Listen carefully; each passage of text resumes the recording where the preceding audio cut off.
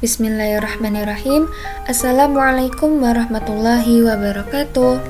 Halo teman-teman, perkenalkan nama saya Puja Ayu Asy'ari, NIM 1910400857.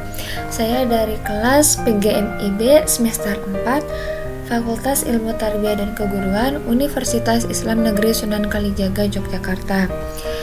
Nah, saya merupakan salah satu anggota dari kelompok 5 pada mata kuliah Inovasi Bisnis Pendidikan yang diampu oleh Bapak Andi Prastowo, di mana rekan-rekan saya yang lain yaitu ada Mas Rizky, Mas Ilham, dan ada Mbak Eva. Makalah yang kami buat yaitu berjudul Mencipta Gagasan Kreatif dan Inovatif untuk Bisnis Pendidikan pada Tahap Peningkatan. Langsung saja, saya akan menjelaskan materi yang pertama yaitu tentang kreatif dan inovatif. Kreatif menurut Kamus Besar Bahasa Indonesia merupakan kemampuan atau mencipta atau daya cipta.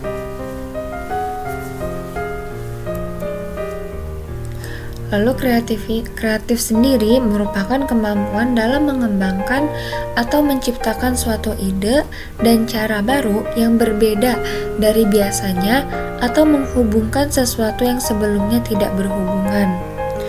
Lalu kalau kreativitas merupakan suatu karya atau hasil dari kemampuan yang dimiliki oleh seseorang dalam mengembangkan atau menciptakan gagasan yang berbeda dari yang lain. Nah, kreatif ini dimiliki oleh semua orang, tapi tingkat kekreatifannya itu tiap orang pasti berbeda-beda. Nah, perbedaan dari kreatif dan kreativitas ini hampir sama. Maksudnya, kreatif dan kreativitas ini adalah dua hal yang sama, dimana kalau kreatif itu merupakan sebuah gagasannya, lalu kalau kreativitas itu hasil suatu karya atau hasil dari kreatif itu sendiri. Nah, di sini sudah tertulis bahwa kreatif itu berwawasan luas dalam berimajinasi. Kalau kreativitas itu hasil dari orang yang kreatif. Contohnya itu kata-kata kreativitas anak bangsa. Jadi apa yang udah dilakukan oleh anak bangsa gitu.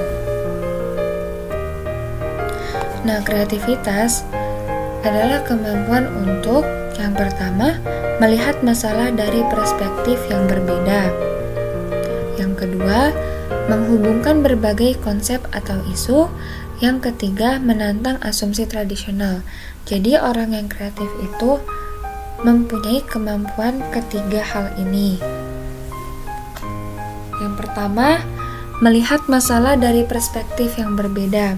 Misalnya ada sebuah kertas putih dan di kertas putih itu terdapat titik hitam. Maka jika ditanya apa yang kalian lihat dari kertas ini, maka ada beberapa orang yang pasti menjawab ada kertas yang berwarna putih. Lalu sebagiannya lagi menjawab ada sebuah titik hitam. Nah, maka orang yang kreatif itu melihat dari perspektif yang berbeda. Jadi jawaban dia itu berbeda dari yang lain. Lalu yang kedua, menghubungkan berbagai konsep atau isu. Jadi orang yang kreatif itu akan menghubungkan konsep-konsep yang atau isu-isu yang sedang ramai. Yang ketiga, menantang asumsi tradisional. Di mana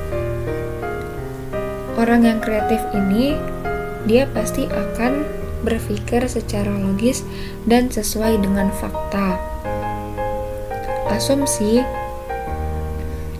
merupakan sesuatu yang telah disepakati umum, meskipun tidak 100% benar. Berarti juga pola yang biasanya keluar dari proses penyusunan kembali. Maka orang yang kreatif ini, dia akan menantang asumsi tradisional. Dia akan membuktikan apa yang benar sesuai dengan faktanya. Lalu dia juga akan berpikir secara logis. Lanjut, ciri-ciri orang kreatif. Banyak banget pastinya orang yang kreatif itu.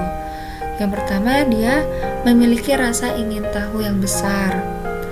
Jadi dia kepoan orangnya, tapi kepo dalam hal-hal yang positif yang dapat merubah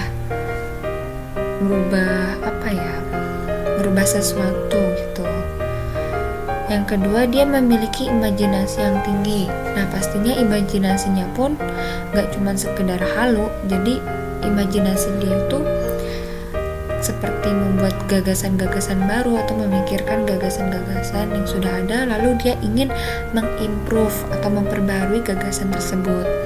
Yang ketiga, dia itu senang bertanya. Nah, karena dia memiliki rasa ingin tahu yang besar, makanya itu dia suka bertanya. Lalu yang keempat, dia berani untuk menghadapi resiko. Orang yang kreatif itu nekat. Dia berani menghadapi resiko. Tapi ya sebelumnya dia akan mempertimbangkan apa yang positif, apa yang negatif gitu. Tapi dia tetap berani menghadapi resiko. Jadi dia gak takut, gak down duluan gitu setelah dia tahu bahwa banyak yang negatifnya atau ada yang negatifnya. Terus dia akan berpikir lagi gimana nih cara meminimalisir hal yang negatif ini, seperti itu. Yang kelima, senang dengan hal-hal yang baru atau tantangan. Ini pasti dong ya, kalau misalnya gak kayak gini orang gak bisa kreatif. Yang keenam, tidak takut dengan adanya saingan. Nah, orang yang kreatif ini ya dia akan fokus pada dirinya sendiri.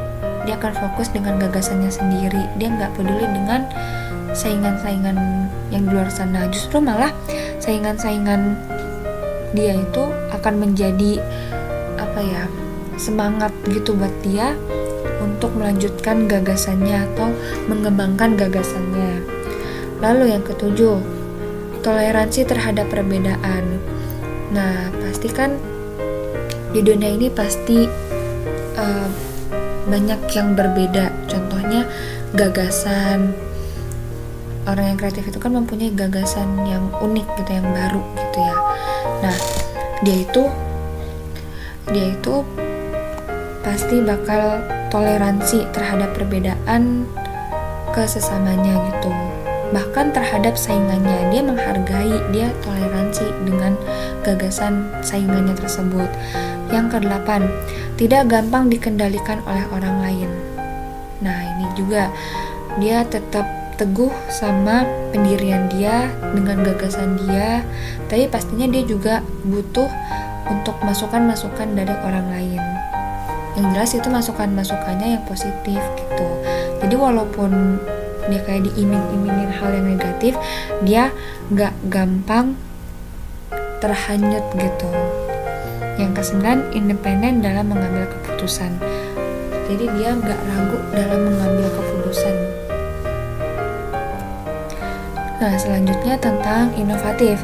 Inovatif berasal dari bahasa Inggris yaitu innovate, yang berarti memperkenalkan sesuatu hal yang baru, berbeda, atau tidak ada dari sebelumnya. Inovasi merupakan sesuatu yang berkaitan dengan ide, barang, ataupun jasa yang dapat dirasakan oleh orang lain, baik berupa hasil invention maupun discovery.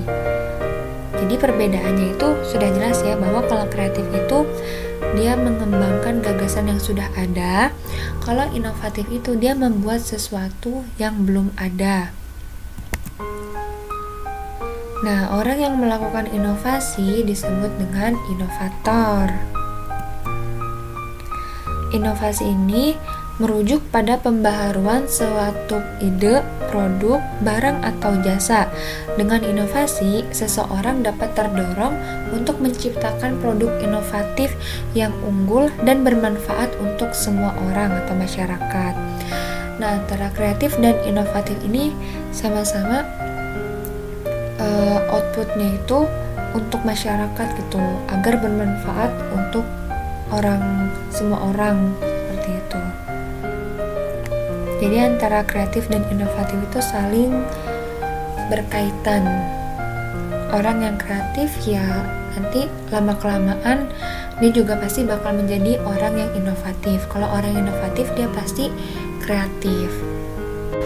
Baik, selanjutnya kita lanjut ke prinsip-prinsip inovasi. Nah, prinsip-prinsip inovasi ini ada 4. Yang pertama, menganalisis peluang. Yang kedua, apa yang harus dilakukan untuk memuaskan peluang. Yang ketiga, sederhana dan terarah. Yang keempat, dimulai dari hal yang kecil. Kita bahas yang pertama, menganalisis peluang.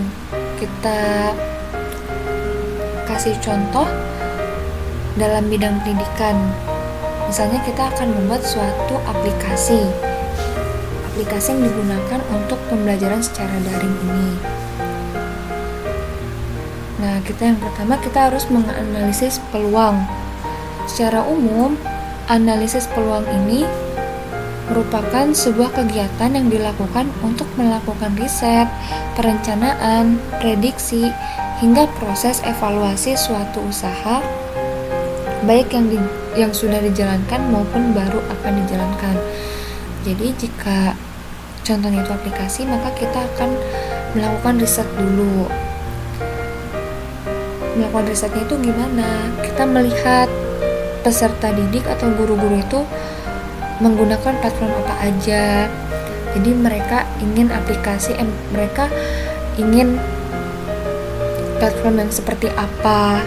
Dimana kan pasti platform yang mereka gunakan ada kelebihan dan kekurangan. Nah, dari situ bisa menjadi catatan buat kita untuk membuat aplikasi. Nah, tujuan dari menganalisis peluang ini, kita dapat melihat kondisi persaingan. Jadi kita lihat nih, yang lain buat aplikasi juga apa enggak. Terus kalau misalnya iya, mereka pada membuat aplikasi yang seperti apa gitu.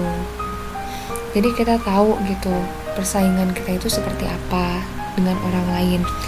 Yang kedua yaitu kita dapat mengetahui produk atau jasa yang banyak dibutuhkan. Nah, kalau aplikasi ini dalam pembelajaran daring pasti diperlukan ya, pasti dibutuhkan. Maka aplikasi yang kita buat ini harus benar-benar kita susun, kita rencanakan dengan sebaik mungkin.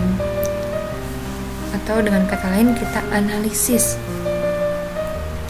Lanjut yang kedua, apa yang harus dilakukan untuk memuaskan peluang? Jika contohnya itu aplikasi untuk peserta didik, maka aplikasi yang kita gunakan itu harus menarik, seperti banyak gambar, banyak warna, tidak monoton, tidak banyak tulisannya. Jadi walaupun sedikit tapi bisa masuk ke otak anak gitu. Anak bisa memahaminya dengan baik gitu. Lanjut yang ketiga, sederhana dan terarah. Nah, aplikasi yang akan kita buat itu harus sesederhana mungkin, karena kan akan digunakan untuk peserta didik atau bahkan guru juga dan orang tua juga. Maka kita harus membuat dengan sederhana, yang gampang untuk digunakan, tidak menyulitkan pengguna. Dan yang terakhir, dimulai dari hal yang kecil. Jadi kita membuat aplikasi itu jangan terlalu yang berat-berat dulu, yang gampang-gampang dulu gitu. Atau kalau misalnya aplikasi terlalu keberatan, kita juga bisa membuat media pembelajaran yang berbeda dari yang lain. Tuh.